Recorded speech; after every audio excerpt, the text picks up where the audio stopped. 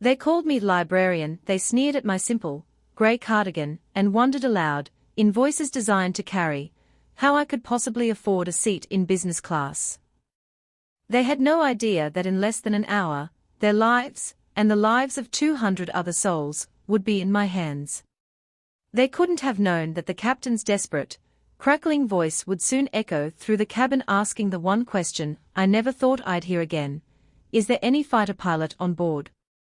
If you've ever been judged by your appearance, if you've ever been underestimated, then you're going to want to hear this story. So smash that like button, and let me tell you about the flight that changed everything. My journey began not in the clouds, but in the quiet aisles of the city's central library, a place I had chosen specifically for its silence and its predictability. My life before had been anything but. It had been a life of screaming jet engines, of G-forces that pressed the air from your lungs, and of split-second decisions made at twice the speed of sound. I was Major Amelia Vance, call sign Ghost, and I flew F-22 Raptors for the United States Air Force. But that person, that Major Vance, was someone I had packed away in a box and buried deep inside. Now, I was just Amy, a woman who found comfort in the Dewey Decimal System and the gentle rustle of turning pages. This trip was a necessity, a flight to see my ailing mother across the Atlantic. I'd used the last of my savings and a chunk of my severance from the military to book a business-class ticket, not for luxury, but for the lie-flat seat. I needed to sleep, to escape the memories that still haunted the edges of my waking hours. I settled into my seat, 10A, a window seat with a blessed sense of privacy. I pulled out a worn paperback, its spine cracked from countless readings, and tried to lose myself in the familiar words. That's when they arrived. Richard and Brenda Sterling. They were a vision of expensive taste and loud opinions. He wore a tailored suit that probably cost more than my car, and she was draped in gold jewelry that clinked with every dismissive gesture. They stopped at my row, and Richard frowned at his ticket, then at me. "Are you sure you're in the right seat?" he asked, his tone implying I had likely wandered in from economy by mistake. I just nodded, pointing to the 10A on my boarding pass without looking up from my book. Brenda let out a sigh that was pure theatre. "Oh, Richard, honestly. Let's just get settled. I'm sure it's some sort of frequent flyer mistake. They'll probably move her before takeoff." They squeezed past me, their conversation a loud whisper of complaints. The legroom wasn't quite what they expected. The champagne wasn't the brand they preferred.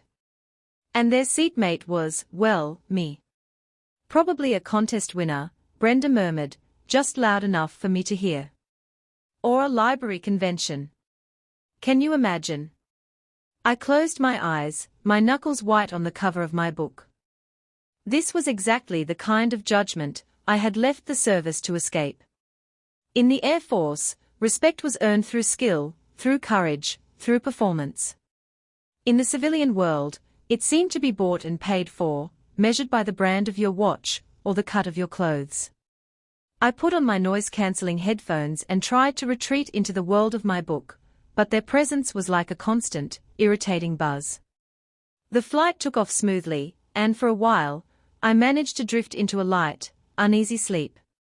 I dreamt of endless blue skies and the familiar, comforting roar of my Raptor's engines. It was a good dream, a memory of a time before the mission that went wrong, before the incident that had scarred my soul and sent me running for the quietest life I could find. I was jolted awake by a sudden, violent shudder that ran through the entire fuselage.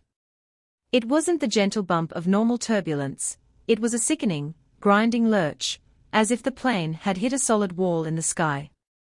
Outside my window, the sky had turned a dark, angry grey.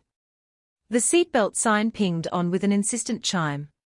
Brenda Sterling let out a small shriek, grabbing her husband's arm. "Richard, what was that?" He patted her hand, trying to project an air of calm he clearly didn't feel. "Just a bit of weather, my dear. These big planes are built for it." But his face was pale. The flight attendants, who had been serving drinks moments before, were now hurrying back to their seats, their professional smiles replaced with masks of tight-lipped concern. The captain's voice came over the intercom, but it was strained, the words clipped. "Folks, we seem to be experiencing some unexpected, mechanical," his voice cut out, replaced by a horrible burst of static. The cabin lights flickered, dimmed, and then came back on at half their previous brightness. A low murmur of anxiety rippled through the passengers. Then, a new sound began, a high-pitched, terrifying alarm from the direction of the cockpit. It was a sound I knew all too well. A master warning. Something was critically wrong. A young flight attendant, her face as white as a sheet, gripped the back of a seat to steady herself as the plane lurched again, this time dropping altitude so fast it stole my breath and sent my stomach into my throat. The co-pilot's voice came on, and it was filled with naked panic. "Mayday, mayday, mayday. We've lost the captain. Medical emergency. We are, oh God." His transmission ended with a choking sound and another violent shudder. The plane banked sharply to the left, groaning in protest, and went into a steep, terrifying dive. Now, the cabin erupted. Panic was a living thing, a wave of screams and prayers that washed over everything. People were crying, grabbing their loved ones. The Sterlings were clinging to each other, their facade of superiority completely shattered. Brenda was sobbing hysterically. Richard was chanting a prayer under his breath. He caught my eye for a second, and in his face, I saw pure, unadulterated terror. He wasn't a wealthy businessman anymore, he was just a man who was about to die. And in that moment, something inside me shifted. The fear, the PTSD, the desire to be invisible, it all receded, pushed aside by years of relentless, brutal training. The noise of the screaming cabin faded into a dull roar, replaced by the clear, calm voice of my old flight instructor in my head. "Aviate, navigate, communicate, Vance. In that order. Fly the plane." The senior flight attendant, a woman with grey streaks in her hair and lines of experience around her eyes, managed to get to the intercom. Her voice was trembling, but she held it together. "Ladies and gentlemen, please, try to remain calm," she begged, her words nearly drowned out by the chaos. "Both our pilots they are incapacitated. We are in a rapid descent." She took a shaky breath, her next words a desperate, final gamble. "Is there a doctor on board? Please, press your call button if you are a doctor. Is there anyone on board who knows how to fly a plane? Anyone with a pilot's license?" A few people looked around hopefully, but no one moved. The plane continued its terrifying plunge. The alarm from the cockpit was screaming relentlessly. We were losing altitude at thousands of feet per minute. We had maybe 5 or 6 minutes before we hit the Atlantic. The flight attendant's voice came again, cracking with desperation. "Please. Is there anyone with military flight experience? Any kind of military pilot? Is there any fighter pilot on board?" The question hung in the air, a final, hopeless plea against the roar of the wind and the screams of the dying. The cabin was a blur of terror. For a long second, I didn't move. My heart was hammering against my ribs, a wild drumbeat of fear and adrenaline. This wasn't a simulator. This wasn't a war game. This was real. 200 lives, including my own, were seconds away from being extinguished. The part of me that was Amy the librarian wanted to stay buckled in, to close her eyes and wait for the end. But the part of me that was Major Ghost Vance was already running checklists in her head. Hydraulic failure. Engine flameout. Catastrophic electrical malfunction. My training took over, a powerful current pulling me from the shore of my quiet life back into the storm. I took one deep, steadying breath, the kind I used to take before a catapult launch from an aircraft carrier, and unbuckled my seatbelt. The click of the metal latch was impossibly loud in the chaos. I stood up, my legs steady despite the violent shaking of the aircraft. Richard Sterling saw me first. His face, slick with sweat and contorted with fear, twisted into a sneer of disbelief. "What in God's name do you think you're doing?" he yelled over the din, trying to be a hero, librarian. "Sit down before you get yourself killed." I didn't even look at him. My focus was singular, a laser beam pointed at the cockpit door. I made my way into the aisle, my hand bracing against the overhead compartments to keep my balance. The senior flight attendant saw me coming, her eyes wide with a mixture of confusion and a tiny, desperate flicker of hope. You need to return to your seat," she shouted. I met her gaze, and for the first time in years, I let the authority, the command I once lived and breathed, show in my eyes. "My name is Major Amelia Vance," I said, my voice clear and calm, cutting through the surrounding panic. "United States Air Force, retired." My call sign was Ghost. I have over 3,000 flight hours in the F-22 Raptor. "I can fly this plane," the flight attendant stared at me, her mouth hanging open. The words seemed to hang in the air between us, a lifeline thrown into an abyss. Behind me, I could feel the stunned silence of the Sterlings. The condescension, the judgment, it had all been vaporized, replaced by sheer, slack-jawed astonishment. The flight attendant didn't hesitate for another second. She nodded, her eyes filled with a desperate trust. "This way, Major," she led me to the cockpit door, punching in the emergency access code. As the door swung open, the full reality of the situation hit me like a physical blow.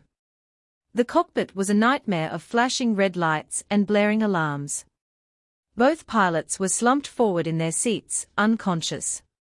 The yoke was pushed all the way forward, keeping the massive Airbus A330 in its death dive. The view out the front window was a horrifying, dizzying panorama of churning grey ocean rushing up to meet us. The flight attendant helped me move the co-pilot out of his seat, while another member of the crew attended to the captain. I slid into the co-pilot's chair, the familiar feel of the controls beneath my hands a strange comfort in the midst of chaos. I strapped myself into the 5-point harness, my movements economical and precise, drilled into me by 1,000 hours of practice. Aviate. First things first. I grabbed the side stick controller, so different from the center stick of my Raptor, but the principles were the same. With all my strength, I pulled back. The plane groaned, the frame shuddering under the immense stress, but slowly, agonizingly, the nose began to lift. The ocean receded from the windscreen, replaced by the horizon. The gut-wrenching feeling of free fall lessened. "I have control," I said, my voice steady. I scanned the instrument panel. It was a sea of red warnings. Multiple engine failure alerts. Hydraulic system failure on primary and secondary channels. Complete autopilot and fly-by-wire system malfunction. We were flying a 200-ton glider with partially responsive engines. "Get me on the radio with air traffic control," I ordered the flight attendant. Now she fumbled with the headset, her hands shaking, and passed it to me. I pressed the transmit button. "Mayday, mayday, mayday," I said, my voice pure military professionalism. "This is civilian airliner Alpha Foxtrot 921. Is there anyone on this frequency who can read me?" A voice, tinny and laced with stress, crackled back almost immediately. "Alpha Foxtrot 921, we read you. We lost you on radar. What is your status? Who is this?" "This is Major Amelia Vance, USAF retired, passenger on board. Both pilots are incapacitated. I have assumed control of the aircraft. We have suffered catastrophic systems failure. I am flying manually." There was a moment of stunned silence on the other end. Then, "Understood, Major. Confirm your call sign for verification." "Call sign is Ghost," I said. "Authorization code, Ghost Tango 7905, another brief pause. The voice that came back was different. Sharper, more authoritative. It was a military controller. "Call sign Ghost, this is Shamrock Control at Shannon Air Base. We verify. It's good to hear your voice, Major. We're scrambling everything we've got. What's your situation? Navigate. I glanced at the flickering navigation display. I'm holding her steady, but I have minimal hydraulic control and my engines are unstable. I need the closest, longest runway you've got, preferably with a military-grade arrestor system. I'm not sure I can stop this thing on a civilian strip. Copy that, Ghost. We are diverting all traffic. Shannon is yours. Runway 24 is 10,000 feet long. The winds are in your favor. We'll have the fire crews and emergency services waiting.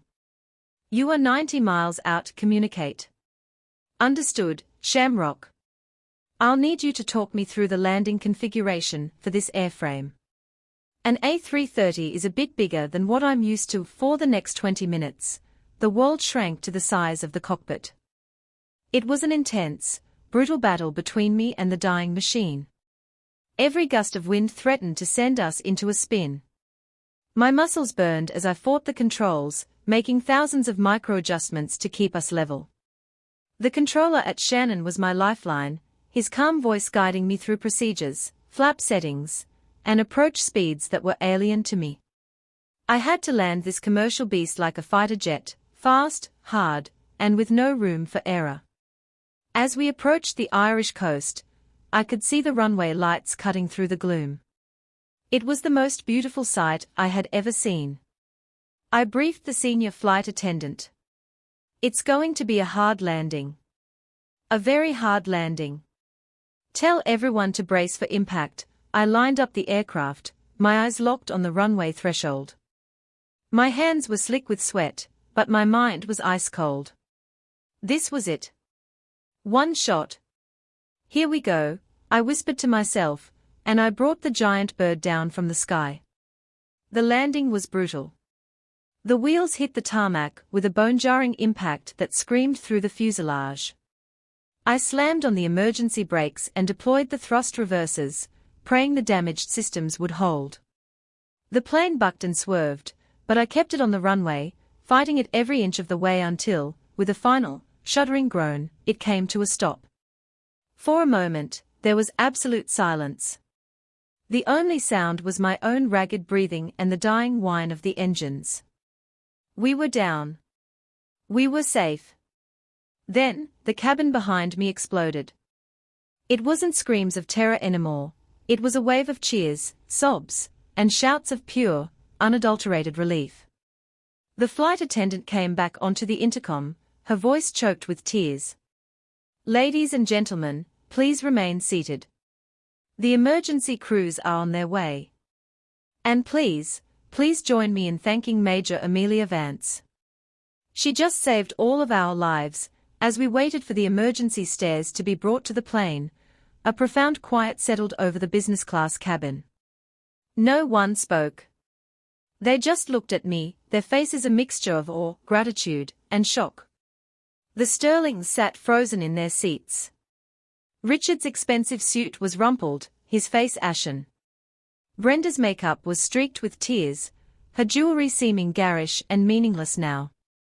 They avoided my gaze, staring at the floor, at their hands, at anything but the woman they had dismissed as a librarian. Finally, as the ground crew opened the main door and people began to slowly, carefully deplane, Brenda found her voice. It was a small, trembling whisper, stripped of all its earlier arrogance. We had no idea, she said, finally looking at me. Her eyes were filled with a shame so deep it was painful to see. What we said, how we treated you, we are so sorry. Richard just nodded, unable to speak, looking utterly and completely humbled. I looked back at them, not with anger or triumph, but with a bone-deep weariness. The adrenaline was fading, leaving an ache in every muscle. I gave them a small, tired smile. Never judge a book by its cover, I said softly. A library card doesn't tell you the whole story. The aftermath was a whirlwind of news cameras, debriefings, and hero worship. The airline offered me free flights for life. The Air Force offered me a position as a top instructor. I was on every news channel, the hero pilot librarian, but I turned it all down. That terrifying ordeal in the sky had reawakened Major Ghost Vance, the part of me I thought I had buried forever. It reminded me of the strength I possessed, the skills I had honed. But it also reaffirmed my choice. I didn't need the uniform, or the roar of a jet engine to know who I was. The courage wasn't in the plane, it was inside me, whether I was at 30,000 feet, or in the quiet solitude of aisle 7, surrounded by books. My peace wasn't a sign of weakness, it was a reward I had earned. So the next time you see someone quiet, someone unassuming, don't be so quick to write their story for them. You never know what chapters they've already lived. The quietest people often have the loudest histories. What about you? Let me know in the comments about a time you were completely underestimated, and how you proved them wrong. And don't forget to subscribe for more stories that prove there's more to people than meets the eye.